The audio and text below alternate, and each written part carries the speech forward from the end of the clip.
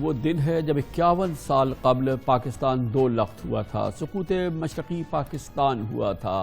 ہمیں اپنی تاریخ یاد رکھنی ہوگی، اور جو ہمارے لوگ اس زمانے میں بچے تھے یا وہ نہیں جانتے تھے کہ کیا پس منظر تھا، وہ پوری صورتحال اسے ہمیں یاد رکھنا ہوگا، ذمہ داران کا تعین کرنا ہوگا، سبق سیکھنا ہوگا، اور اس کے اسباب کا جائزہ لینا ہوگا کہ وہ کیا اسباب تھے جس نے پاکستان کو دو لخت کر دیا تھا، تاکہ آئندہ ہم اس سے سبق سیکھیں، اور ہم یہ بھی جاننے کی کوشش کریں گے کہ ہم واقعی سبق سیکھ رہے ہیں یا نہیں۔ تاریخ سے سبق سیکھنا بہرحال 100% اور ہر صورت ضروری ہے، اور ہماری ضرورت بھی ہے۔ آج اس موضوع پہ پاکستان کے دو لخت ہونے پر، سقوط مشرقی پاکستان کے آج کے دن پر بات کرنے کے لیے ہم نے دعوت دی۔ ہمارے ساتھ موجود ہیں پاکستان کے بہت ہی مستند، بہت ہی قابل قدر دانشور، مصنف، مورخ، بہت ہی عمدہ دستاویزی ایک طویل فلم تجویز بھی کی ہے، جناب جاوید جبار ہمارے ساتھ موجود ہیں۔ بہت بہت شکریہ جاوید جبار صاحب، آپ نے اس موضوع پہ بے پناہ لکھا ہے، ایک بڑی شاندار تاریخی آپ کی دستاویزی فلم ہے جو کہ پوری دنیا میں دیکھی گئی ہے، بہت آپ کا اس پہ مطالعہ ہے۔ یہ کہنا کیا اس کا سادہ ورژن ہم کہیں کہ سیاستدان بھی قصوروار تھے، فوجی بھی قصوروار تھے؟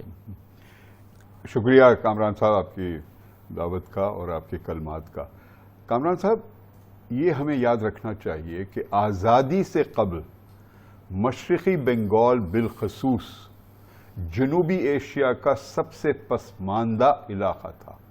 دانستہ طور پر برطانوی حکومت نے ایک سزا دی، کیونکہ جنگ آزادی میں جو 1 صدی پہلے ہوئی، سر فہرست تھے مسلمان بنگالی سپاہی، جنہوں نے نعرہ اٹھایا کہ انگریزی سامراج کو ختم کیا جائے۔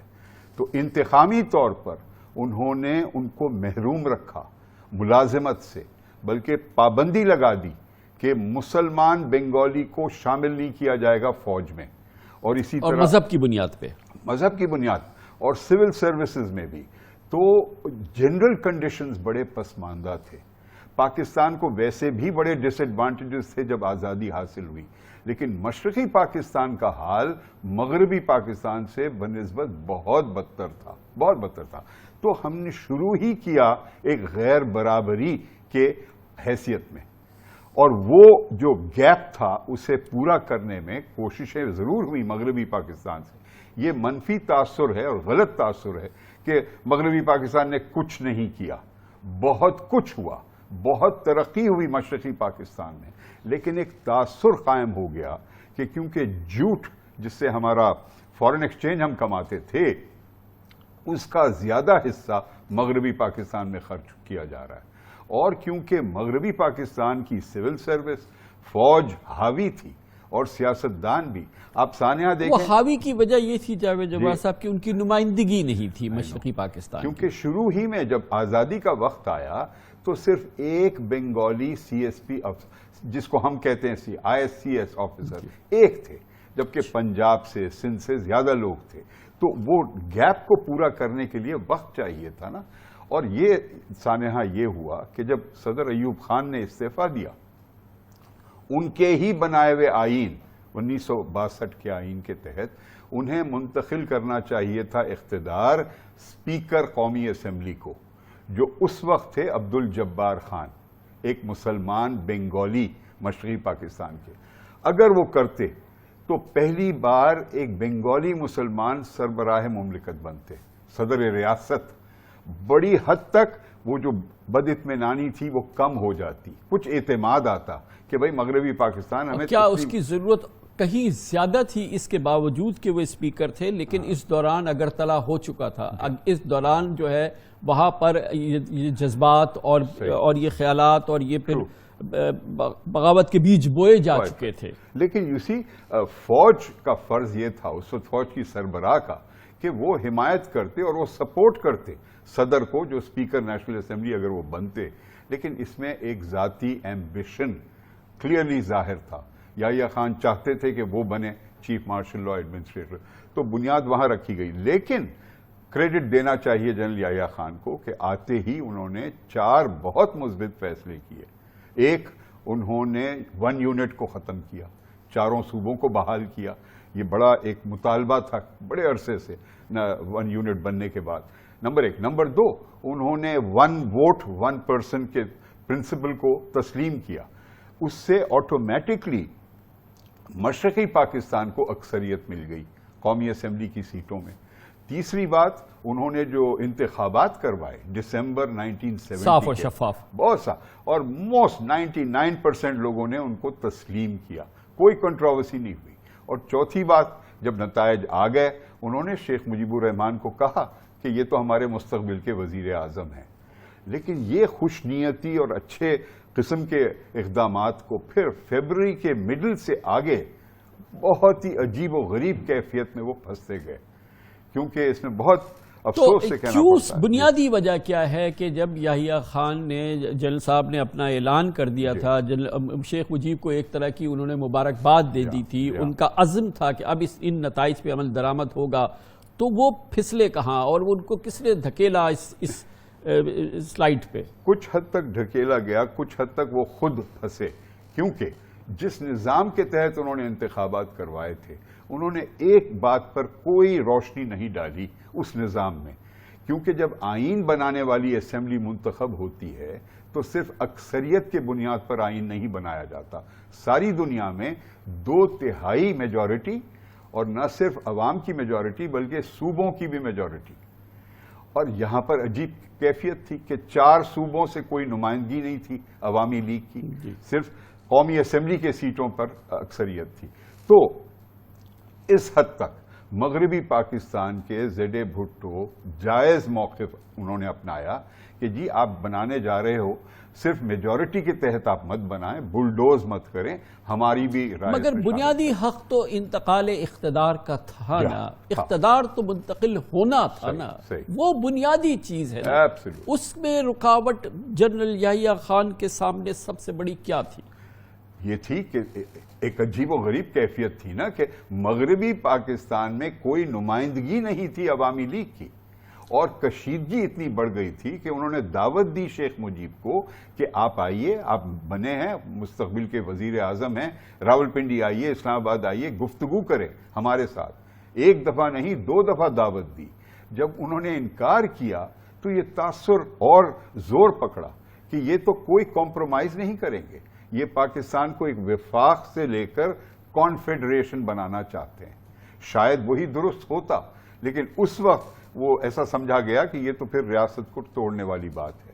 اور اگرتلہ کنسپیرسی کیس کی بھی کسی وقت یہ باقاعدہ دانستہ فیصلہ ہوا اقتدار کے ایوانوں میں کہ اب ہمیں ہر صورت میں انتقال اقتدار روکنا ہے, اس مینڈیٹ کو روندنا ہے, ہم نے اس الیکشن کے نتائج کو تسلیم نہیں کرنا ہے, یہ باقاعدہ فیصلہ ہوا کسی وقت؟ بہت خفیہ سطح پر ہوا.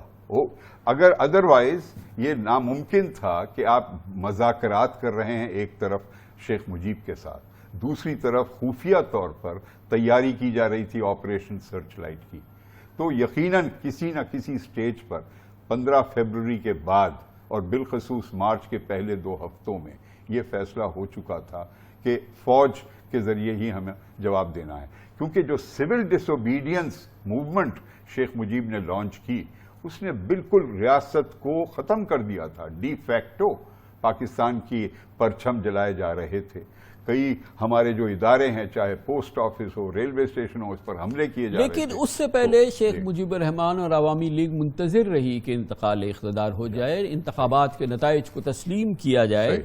یہ فرمائیے کہ اگر اس لمحے انتخابات کے نتائج کو تسلیم کر لیا جاتا کہ نتائج مختلف ہوتے؟ بالکل. اگر یحییٰ خان اس بات پر اڑ جاتے کہ نہیں جی آپ جائیں اسمبلی میں جائیں بھٹو صاحب, وہاں بیٹھ کر آپ اپنی آواز اٹھائیں, اگر انہوں نے صرف اکثریت کی بنیاد پر مسلط کر دیا کوئی آئین, تو آپ وہاں احتجاج کریں اور آپ کو سپورٹ حاصل ہوگی مغربی پاکستان کی. اور یہ بھی عین ممکن ہے کہ مشرقی پاکستان کے کچھ عوام آپ کا ساتھ دیں. بے شک انہوں نے نشستیں نہیں جیتے. مثلا مولانا بھاشانی جو بہت مقبول لیڈر تھے, انہوں نے بوائیکاٹ کیا تھا پولز کو, اور وہ نہیں چاہتے تھے کہ اتنے انتہا پر جائیں جتنے عوامی لیگ جائے, حالانکہ انہوں نے بھی بنگال کی بات کی تھی.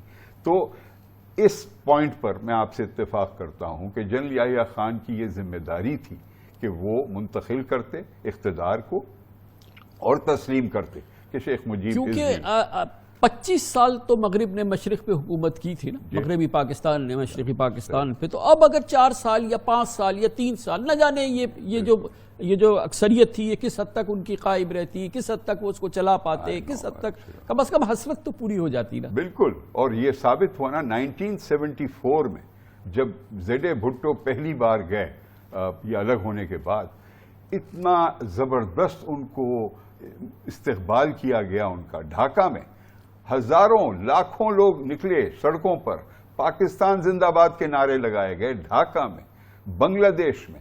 تو یہ ثابت کرتی ہے بات کہ واقعی میں مشرقی پاکستان کی عوام اپنے دل میں بہت بھاری حصہ تھا جو نہیں چاہتا تھا کہ پاکستان ٹوٹے، لیکن وہ جو حرکتیں ہوئی 1 مارچ کے بعد اور 26 مارچ کے بعد بالخصوص، اس نے گویا کہ یہ جو تاریخ آپ نے بیان فرمائی، یہ تو ہم کم از کم 24 سال گزار چکے ہیں، تو 24 سال تک علیحدگی کے پری ڈومیننٹ جذبات نہیں تھے مشرقی پاکستان میں، علیحدگی ایک وسیع فکر اور سوچ اور مطالبہ نہیں تھا، اکثریتی مطالبہ نہیں تھا باوجود اس کے کہ وہ جو زبان کے مسئلے پر قائد اعظم محمد علی جناح صاحب اپنی خوش نیتی سے انہوں نے فرمایا کہ جی اردو ہونی چاہیے ایک واحد زبان، کیونکہ بنگالی صرف بنگال میں بولی جاتی تھی جبکہ اردو پورے جنوبی ایشیا کے ناردرن حصے میں بولی جاتی تھی، لیکن وہ ایک میری ناچیز رائے میں غلطی تھی۔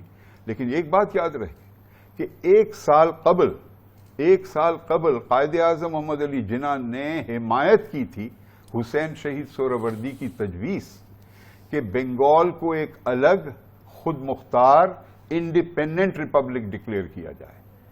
تو اس وقت بھی قائد اعظم کو شاید احساس تھا کہ بہت مشکل ہوگا یہ دونوں ونگز کو ساتھ لے کر چلنا، لیکن anyway that is an F of history, اب تو ہو گئی بات۔ اب ہمیں مستقبل کی طرف دیکھنا چاہیے اور گفتگو کرنی چاہیے، اور آپ یاد رکھیں کہ شیخ حسینہ کے آنے تک جتنی حکومتیں آئی ہیں بنگلہ دیش میں، بہت پازیٹیو مثبت ان کا نظریہ رہا پاکستان کے بارے میں، وہ تیار تھے کہ دوستی اور بڑھائی جائے۔ یہ شیخ حسینہ نے آئی ایم سوری ٹو سے یہ عوامی لیگ کے آنے کے بعد یہ بہت بڑا ایک فرق آ گیا ہے نظریے میں۔